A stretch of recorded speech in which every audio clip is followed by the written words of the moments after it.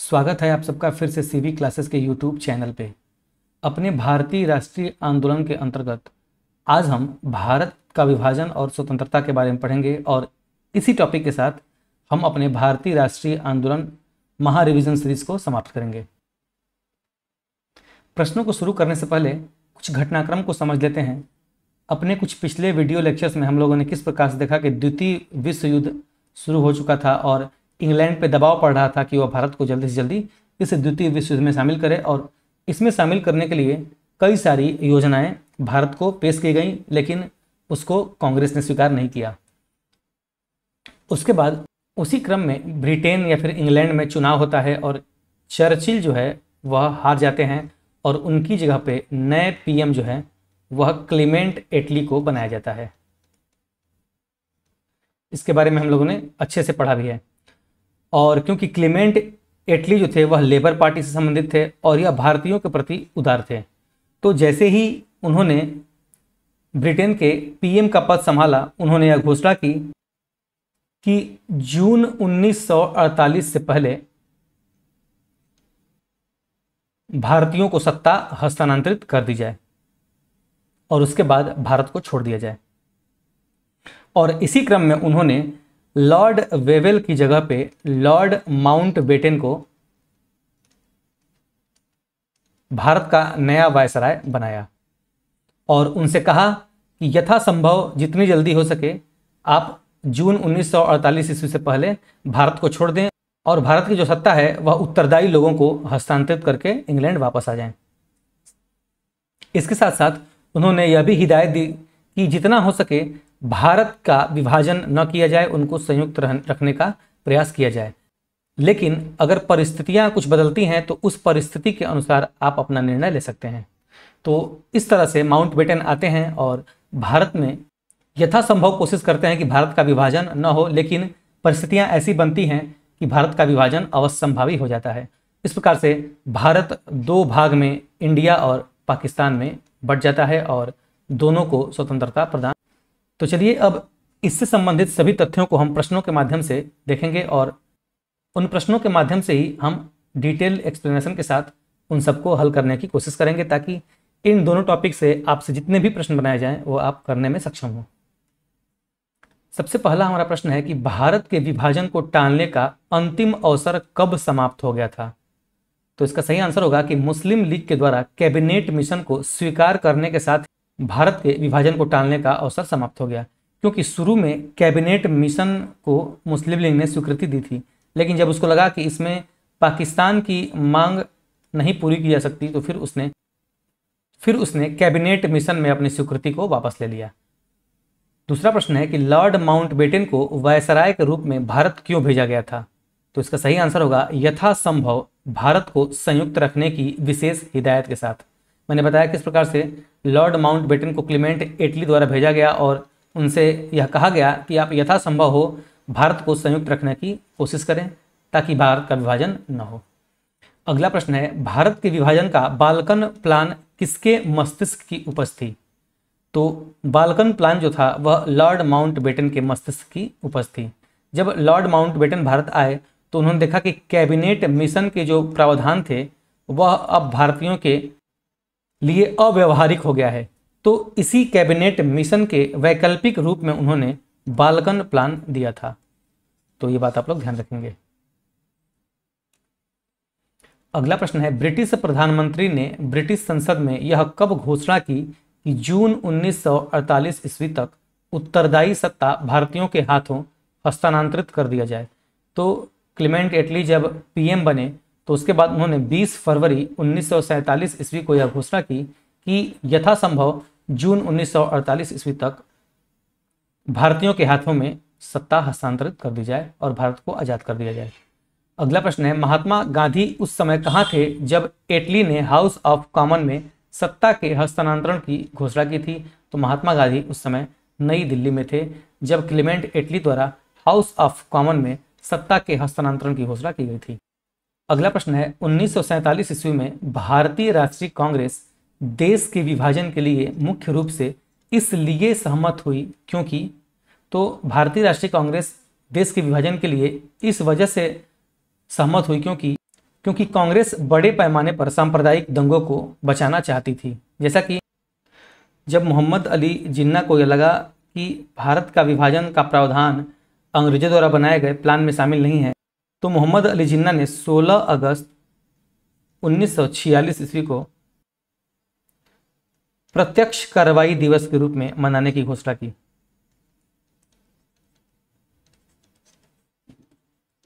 जिसको कि direct action day भी कहा जाता है। और इसके बाद सांप्रदायिक दंगे प्रारंभ हो गए और इसी के अंतर्गत नाओखली का दंगा भी हुआ, जिसमें लाखों लोग मारे गए, लाखों लोग बेघर हो गए।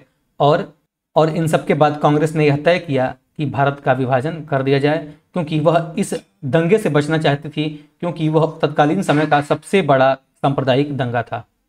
अगला प्रश्न है, भारत के विभाजन के विकल्प के रूप में गांधी जी ने माउंटबेटन को सुझाया था कि वे क्या करें। तो गांधी जी ने माउंटबेटन से सुझाया कि जिन्ना को सरकार बनाने के लिए आमंत्रित करें, क्योंकि उन्हें लग रहा था कि अगर जिन्ना को सरकार बनाने के लिए आमंत्रित कर दिया जाएगा तो जो दंगे होंगे वह रुक जाएंगे। और यहीं से एक प्रश्न बनाया जाता है कि पूछ दिया जाएगा कि महात्मा गांधी माउंटबेटन से पहली बार कब मिले थे। तो माउंटबेटन से महात्मा गांधी 31 मार्च 1947 ईस्वी को सबसे पहली बार मिले थे, और तभी उन्होंने माउंटबेटन को यह सुझाव दिया था कि जिन्ना को सरकार बनाने के लिए आमंत्रित किया जाए।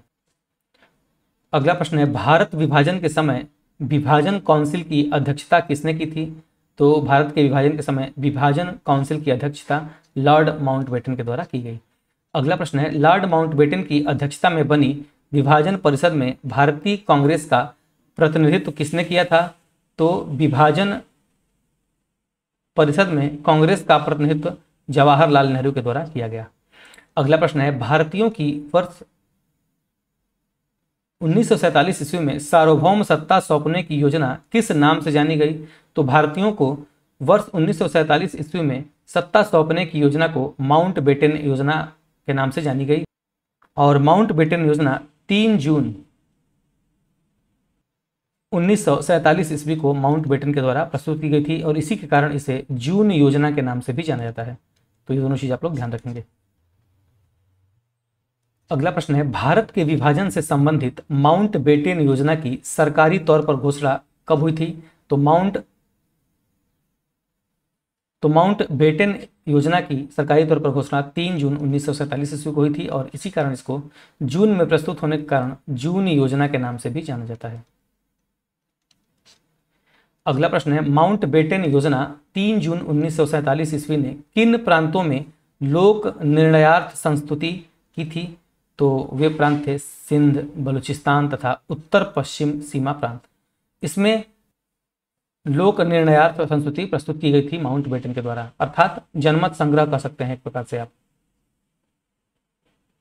कि वहां के रहने वाली जनता जिस ओर वोट करेगी वह उसी देश में शामिल होगी, या तो इंडिया में या तो पाकिस्तान में। पाकिस्तान की तरफ वोट करेंगी तो पाकिस्तान में शामिल हो जाएंगे, और इंडिया की तरफ वोट करेंगे तो इंडिया में शामिल हो जाएंगे। अगला प्रश्न है, नई दिल्ली में वर्ष 1947 ईस्वी में आयोजित अखिल भारतीय कांग्रेस समिति की बैठक में किसने विभाजन के प्रस्ताव का समर्थन किया था। तो नई दिल्ली में विभाजन के प्रस्ताव का समर्थन अबुल कलाम आजाद के द्वारा तथा साथ ही साथ नेहरू और पटेल के द्वारा भी इसका समर्थन किया गया था। और इस प्रस्ताव को पेश किसने किया था। तो इस प्रस्ताव को गोविंद बल्लभ पंत ने पेश किया था। तो ये नाम भी महत्वपूर्ण है, गोविंद बल्लभ पंत, जिन्होंने भारत के विभाजन के प्रस्ताव को प्रस्तुत किया था, और इसका समर्थन अबुल कलाम आजाद के द्वारा किया गया। अगला प्रश्न है, किसने 1947 ईस्वी में कांग्रेस कमेटी की बैठक द्वारा विभाजन के प्रस्ताव के पारित होने को राष्ट्रवाद का संप्रदायवाद के पक्ष में समर्पण के रूप में लिया था। तो यह कथन डॉक्टर सैफुद्दीन किचलू ने किया था, जो कि विभाजन के प्रबल विरोधी थे। इन्होंने कहा था कि राष्ट्रवाद का संप्रदाय के पक्ष में समर्पण है भारत का विभाजन, और अपने इन्हीं विचारों के मतभेद के कारण भारत की आज़ादी के बाद यह कांग्रेस पार्टी को छोड़ देंगे। अगला प्रश्न है, अखिल भारतीय कांग्रेस कमेटी की 14-15 जून 1947 ईस्वी को संपन्न हुई बैठक में भारत विभाजन के विपक्ष में किसने मतदान किया था। तो खान अब्दुल गफ्फार खान ने भारत के विभाजन के विपक्ष में मतदान किया था, वह भारत विभाजन के पक्ष में नहीं थे। इसके साथ साथ डॉक्टर कीचलू तथा पुरुषोत्तम दास टंडन भी भारत के विभाजन के पक्ष में नहीं थे। अगला प्रश्न है 15 जून 1947 ईस्वी को कांग्रेस के दिल्ली अधिवेशन में भारत के विभाजन का प्रस्ताव स्वीकृत हुआ। इस अधिवेशन के अध्यक्ष कौन थे? तो जब भारत के विभाजन का प्रस्ताव कांग्रेस के दिल्ली अधिवेशन में स्वीकार किया गया तो उस समय कांग्रेस के अध्यक्ष थे आचार्य जेबी कृपलानी। तो ये नाम महत्वपूर्ण है, याद रखेंगे। अगला प्रश्न है रेडक्लिफ समिति किस लिए नियुक्त की गई थी? तो रेडक्लिफ समिति की नियुक्ति भारत और पाकिस्तान के बीच सीमाओं को निर्धारित करने के लिए की गई थी। जब लॉर्ड माउंटबेटन ने यह घोषणा की कि भारत का विभाजन होगा, तब उन्होंने पंजाब और बंगाल के क्षेत्र में पंजाब सीमा आयोग और बंगाल सीमा आयोग का गठन किया और इसके अध्यक्ष के रूप में साइरिल रेडक्लिफ को नियुक्त किया और उन्हें यह आदेश दिया कि वह हिंदू और मुस्लिम जनता के हिसाब से पंजाब और बंगाल का विभाजन करें। और जो ये रेडक्लिफ आयोग गठित किया गया था उसमें रेडक्लिफ के सिवाय 4 और सदस्य थे, जिसमें 2 सदस्य मुस्लिम लीग से थे और 2 सदस्य कांग्रेस थे। तो ये गठन भी आप लोग ध्यान रखेंगे, यहाँ से भी प्रश्न पूछे जाते हैं। अगला प्रश्न है 1947 ईस्वी में भारत विभाजन के संदर्भ में नियुक्त सीमा आयोग की अध्यक्षता किसने की थी? तो सीमा आयोग की अध्यक्षता साइरिल रेडक्लिफ के द्वारा की गई थी और उन्हें पंजाब सीमा आयोग और बंगाल सीमा आयोग का अध्यक्ष नियुक्त किया गया था, जिसमें कुल 5 सदस्य थे, जिसमें 1 सदस्य रेडक्लिफ थे जो इसके अध्यक्ष थे और 2 सदस्य मुस्लिम लीग से और 2 सदस्य कांग्रेस से थे। अगला प्रश्न है 3 जुलाई 1947 ईस्वी को भारत विभाजन के विरुद्ध किस पार्टी ने काला दिवस मनाया था? तो हिंदू महासभा ने भारत विभाजन के विरुद्ध काला दिवस के रूप में मनाया। अगला प्रश्न है भारतीय स्वतंत्रता विधेयक ब्रिटिश प्रधानमंत्री क्लेमेंट एटली द्वारा हाउस ऑफ कॉमन में कब पेश किया गया था? तो भारतीय स्वतंत्रता विधेयक क्लेमेंट एटली के द्वारा हाउस ऑफ कॉमन में 4 जुलाई 1947 ईस्वी को पेश किया गया और इस तरह से अंत में राज्य की स्वीकृति के साथ यह 18 जुलाई 1947 ईस्वी को ब्रिटेन की संसद में पारित भी कर दिया गया। तो ये दोनों डेट महत्वपूर्ण है। कब पेश किया गया? तो 4 जुलाई 1947। कब पारित हुआ? तो 18 जुलाई 1947 ईस्वी को। अगला प्रश्न है भारतीय स्वतंत्रता विधेयक हाउस ऑफ कॉमन द्वारा कब पारित किया गया था? तो भारतीय स्वतंत्रता विधेयक हाउस ऑफ कॉमन के द्वारा 15 जुलाई 1947 ईस्वी को पारित किया गया। पेश कब किया गया? 4 जुलाई 1947 ईस्वी को। फिर हाउस ऑफ कॉमन में पेश करने के बाद हाउस ऑफ कॉमन द्वारा इसको पारित कब किया गया? 15 जुलाई 1947 ईस्वी को। और फिर इसके अगले दिन ही 16 जुलाई को हाउस ऑफ लॉर्ड्स में भी इसको पारित किया गया और 18 जुलाई को अंत में इस पर राजकीय स्वीकृति मिली और अंत में यह पूरी तरह से विधेयक ब्रिटेन के संसद में पारित किया गया। तो ये सभी डेट महत्वपूर्ण है। 4 जुलाई को माउंटबेटन ने हाउस ऑफ कॉमन में पेश किया, फिर 15 जुलाई को हाउस ऑफ कॉमन में यह विधेयक पारित हो गया। उसके बाद इसको हाउस ऑफ लॉर्ड में 16 जुलाई को पेश किया गया और इसी दिन यह पारित भी हो गया और अंत में राज्य की स्वीकृति के साथ 18 जुलाई 1947 ईस्वी को यह पूरी तरह से ब्रिटेन की संसद में पारित हो गया और यह अधिनियम बन गया और इसी के आधार पर भारत और पाकिस्तान का बंटवारा हुआ।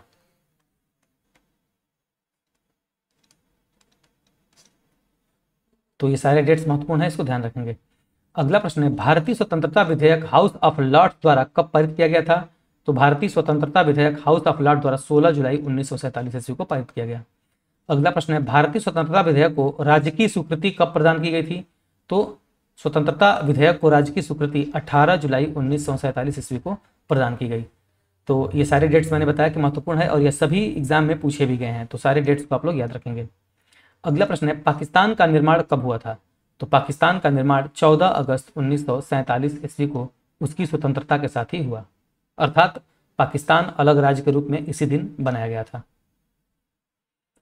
अगला प्रश्न है 14-15 अगस्त 1947 ईस्वी की मध्य रात्रि को अंतरिम संसद के रूप में किसने सत्ता ग्रहण की थी?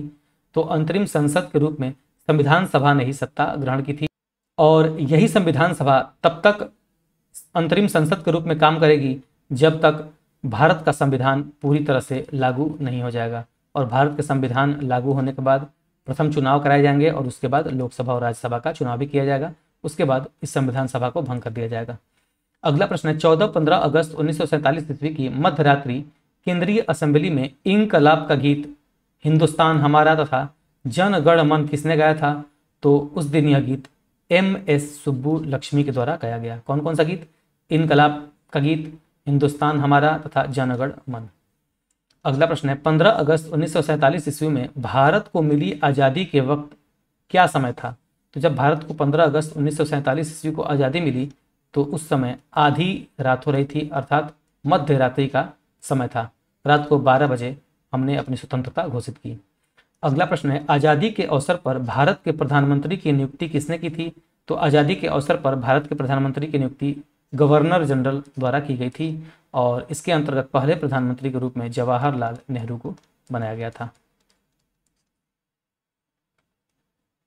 अगला प्रश्न है स्वतंत्र भारत के प्रथम गवर्नर जनरल कौन थे? तो स्वतंत्र भारत के प्रथम गवर्नर जनरल लॉर्ड माउंटबेटन थे। और लेकिन यहीं पे पूछा जाए स्वतंत्र भारत के प्रथम भारतीय गवर्नर जनरल कौन थे? तो वह सी राजगोपालाचारी थे। अगला प्रश्न है स्वतंत्र भारत के प्रथम विधि मंत्री कौन थे? तो स्वतंत्र भारत के प्रथम विधि मंत्री VR अंबेडकर थे। अगला प्रश्न है किसका स्वतंत्र भारत के प्रथम मंत्रिमंडल 1947 ईस्वी का पोर्टफोलियो उनके अंतरिम सरकार के पोर्टफोलियो से भिन्न था? तो CH भाभा जो थे, जो कि वाणिज्य और खनन एवं शक्ति मंत्री थे, उनका पोर्टफोलियो जो था वह उनकी अंतरिम सरकार द्वारा जारी किए गए पोर्टफोलियो से भिन्न था। अगला प्रश्न है 1947 ईस्वी में भारत विभाजन के बाद किसे संयुक्त रक्षा समिति, जिसे सैनिक कर्मचारियों, हथियारों व युद्ध सामग्रियों के विभाजन की जिम्मेदारी सौंपी गई थी, उसका सर्वोच्च सेनापति बनाया गया था? तो वे थे आउ चिन लेक, जिनको कि विभाजन के बाद सैनिक कर्मचारियों, हथियारों, युद्ध सामग्रियों की जिम्मेदारी सौंपी गई थी। कौन थे? आउचिन लेक। अगला प्रश्न है अंग्रेजों द्वारा भारतीयों को 15 अगस्त 1947 ईस्वी में सत्ता हस्तांतरित किए जाने के समय कांग्रेस अध्यक्ष कौन था? तो उस समय कांग्रेस के अध्यक्ष थे JB कृपलानी। यह नाम महत्वपूर्ण है कि जब भारत स्वतंत्र हुआ तो उस समय हमारे राष्ट्रीय कांग्रेस के अध्यक्ष कौन थे? तो वे थे JB कृपलानी। अगला प्रश्न है 15 अगस्त 1947 ईस्वी को जब भारत को स्वतंत्रता प्राप्त हुई उस समय भारत का वायसराय कौन था? तो जब भारत स्वतंत्र हुआ उस समय भारत का वायसराय लॉर्ड माउंटबेटन थे। अगला प्रश्न है भारतीय स्वतंत्रता के समय अंग्रेजी महाराज अर्थात ब्रिटेन का राजा कौन था? तो जब भारत स्वतंत्र हुआ उस समय ब्रिटेन का महाराजा जॉर्ज सस्टम थे। तो ये नाम भी महत्वपूर्ण है, एग्जाम में पूछा भी गया है और पूछा भी जाएगा। और पूछा जाए कि उस समय इंग्लैंड के PM कौन थे? तो वे थे क्लेमेंट एटली। उस समय वायसराय कौन थे? तो लॉर्ड माउंटबेटन। अगला प्रश्न है जब भारत को स्वतंत्रता प्राप्त हुई उस समय के ब्रिटेन में किस पार्टी की सरकार थी? तो इसके बारे में मैंने शुरू में ही पहली स्लाइड में चर्चा की थी कि उस समय क्लेमेंट एटली की सरकार थी और वह लेबर पार्टी से संबंधित थे। किसको हरा के वह बने थे? तो विंस्टन चर्चिल को हरा के वह नए PM बने थे। अगला प्रश्न है भारत के स्वतंत्र होने के समय इंग्लैंड का प्रधानमंत्री कौन था? तो जब भारत स्वतंत्र हुआ उस समय इंग्लैंड के प्रधानमंत्री क्लेमेंट एटली थे और यह लेबर पार्टी से संबंधित थे। अगला प्रश्न है अगस्त 1947 ईस्वी में स्वतंत्रता दिवस के समारोह में कौन नेता सम्मिलित नहीं हुआ था? तो अगस्त 1947 ईस्वी में स्वतंत्रता दिवस के समारोह में महात्मा गांधी शामिल नहीं हुए थे। क्यों? क्योंकि वह उस समय नोआखाली बंगाल में थे, जो कि इस समय बांग्लादेश का हिस्सा है। तो वहाँ पे वह दंगे को शांत करने में लगे हुए थे और इस कारण वह उपस्थित नहीं हो पाए थे। और इसी नोआखाली दंगे के अंतर्गत जब महात्मा गांधी वहाँ पे आए और उन्होंने इस दंगे को शांत किया तो लॉर्ड माउंटबेटन ने उन्हें 1 मैन बाउंड्री फोर्स भी कहा था। उन्होंने कहा कि आपने वह कार्य कर दिया जो कि 50,000 की सेना भी न कर सकी। अगला प्रश्न है मेरा अंतिम उद्देश्य प्रत्येक व्यक्ति के आंखों से होगा, यहाँ पे आंखों से आंसू पोंछना होगा। यह कथन किसका है? तो यह कथन महात्मा गांधी का है।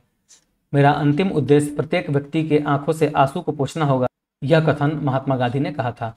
और स्टेटमेंट वाला प्रश्न है, इस वजह से यह इंपॉर्टेंट हो जाता है।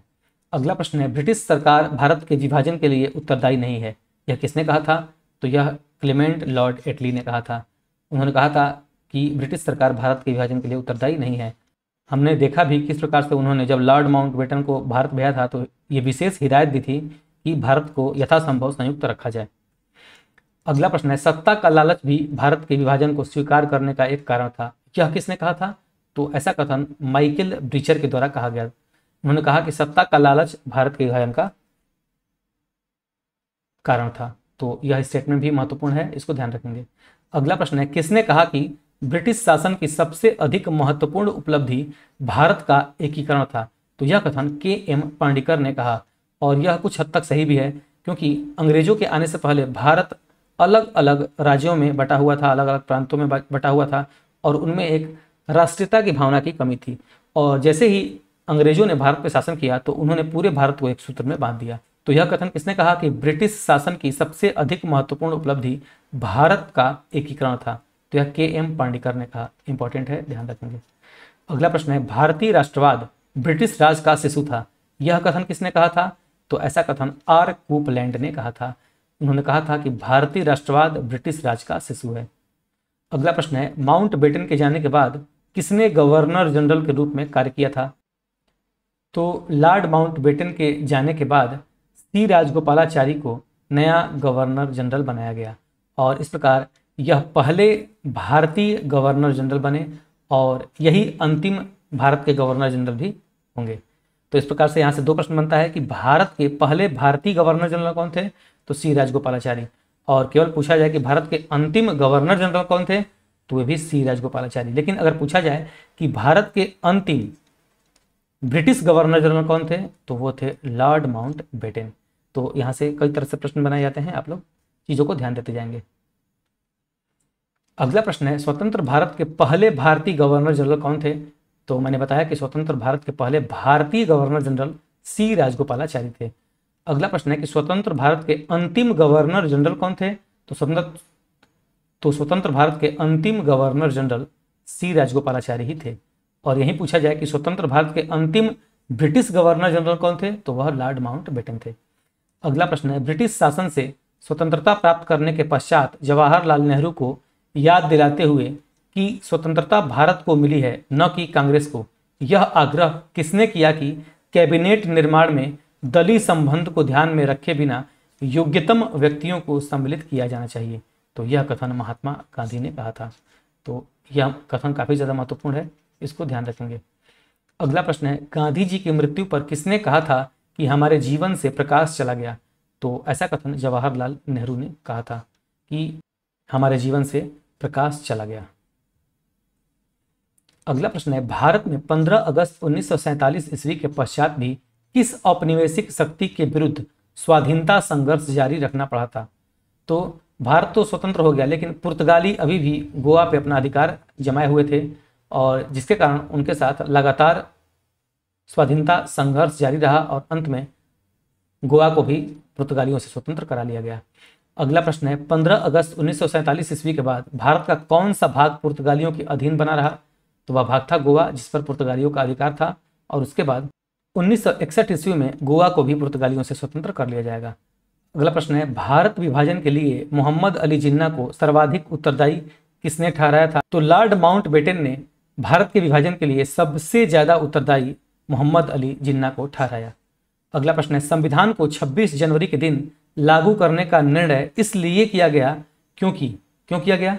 क्योंकि कांग्रेस ने इस तिथि को 1930 ईस्वी में ही स्वतंत्रता दिवस के रूप में मनाया था। कांग्रेस पार्टी के द्वारा 1930 ईस्वी को स्वतंत्रता दिवस के रूप में मनाया गया था, और इसी को यादगार बनाने के लिए 26 जनवरी को हमारा संविधान लागू किया गया, और उस दिन से गणतंत्र दिवस के रूप में इसको मनाया गया, ताकि यह तिथि यादगार रहे। क्योंकि 26 जनवरी 1930 ईस्वी को कांग्रेस ने स्वतंत्रता दिवस के रूप में मनाया था, और इसको यादगार करने के लिए ही उन्होंने 26 जनवरी के दिन भारत के संविधान को लागू किया।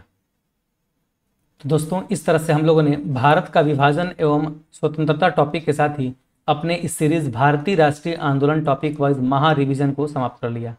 तो आशा है कि ये सारे वीडियो लेक्चर आपके किसी भी एग्जाम के लिए हेल्पफुल होंगे, और मेरा विश्वास है कि आप कोई भी एग्जाम देंगे तो यहाँ से प्रश्न आपको जरूर मिलेंगे। इसके साथ साथ अगर आप लोगों को वीडियो लेक्चर पसंद आते हैं तो जितना हो सके इस वीडियो को शेयर करें अपने स्टडी ग्रुप में, अपने दोस्तों के साथ, और चैनल को सब्सक्राइब नहीं किया है तो सब्सक्राइब जरूर करें। आप लोगों के लिए एक विशेष जानकारी है कि हम लोगों ने अपनी इंडियन पॉलिटी की 4000 MCQ सीरीज़ भी स्टार्ट की है, जिसका प्लेलिस्ट आपको हमारे यूट्यूब चैनल पर मिल जाएगा। आप लोग उसे ज़रूर देखें, क्योंकि इस सीरीज़ को देखने के बाद आप किसी भी एग्ज़ाम में अगर बैठते हैं तो आप इंडियन पॉलिटी को लेकर सहज महसूस करेंगे। और मेरा पूर्ण विश्वास है कि आप किसी भी स्तर का एग्ज़ाम देंगे, चाहे वह स्टेट PCS का हो, चाहे वह UPSC का हो, चाहे वह रेलवे का हो, बैंक का हो, या फिर किसी भी टीचिंग एग्ज़ाम को दे रहे हैं, उन तमाम तरह के एग्ज़ाम जिनमें इंडियन पॉलिटी से प्रश्न पूछे जाएंगे, आप इस वीडियो लेक्चर को देखने के बाद करने में सक्षम होंगे। तो आप जितना हो सके उस वीडियो लेक्चर को ज्वाइन करें और जितना हो सके उसको भी शेयर करें, ताकि और लोगों तक यह वीडियो लेक्चर पहुँचे। तो मिलते हैं आपसे इंडियन पॉलिटी MCQ सीरीज़ में। आप लोग बन रहिए ऐसे ही हमारे यूट्यूब चैनल पे और पढ़ते रहिए। Thank you.